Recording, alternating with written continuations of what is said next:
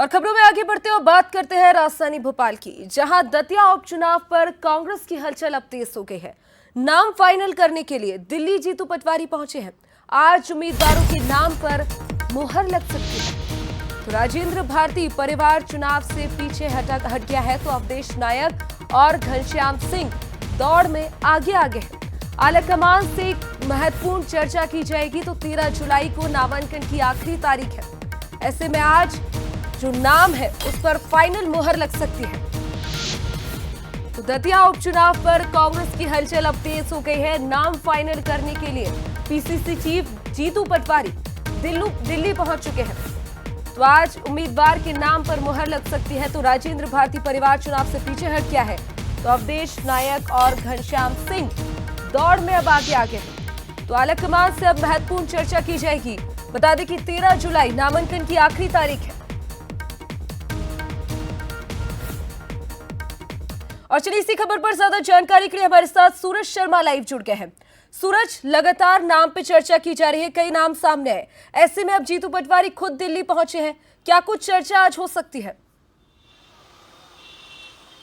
देखिए, इस पूरे घटनाक्रम की बात करें तो दतिया उपचुनाव से लेकर सबसे बड़ी खबर यह है कि राजेंद्र भारती के परिवार चुनाव से पीछे हटा है। सबसे बड़ी बात यह है कि जिस तरीके से कहा जा रहा था कि उनकी पत्नी शोभा भारती या बेटे अंकित भारती को टिकट दिया सकता है, लेकिन अब तस्वीर साफ हो गई कि जिस तरीके से दिल्ली से खबर आ रही है कि स्वास्थ्य कारणों और पारिवारिक कारणों के चलते अब राजेंद्र भारती का परिवार चुनाव मैदान में नहीं उतरेगा। इसके बाद अब दो ऑप्शन बचते हैं। घनश्याम सिंह जो पहले 2 बार विधायक रह चुके हैं, और दूसरे अवधेश नायक जो भारतीय जनता पार्टी में थे, पहले संघ पृष्ठभूमि से आते हैं, विधानसभा चुनाव 2023 के पहले कांग्रेस में शामिल हुए थे और मध्य प्रदेश पाठ्य पुस्तक निगम के अध्यक्ष भी रह चुके हैं। तो 2 बड़े चेहरे अब कांग्रेस के पास हैं। इसको लेकर माना जा रहा है दिल्ली में हाईकमान से आलाकमान से चर्चा करने के लिए प्रदेश अध्यक्ष जीतू पटवारी दिल्ली पहुंचे हैं, और माना जा रहा है इन दोनों नामों में से किसी एक नाम पर मोहर लग सकती है।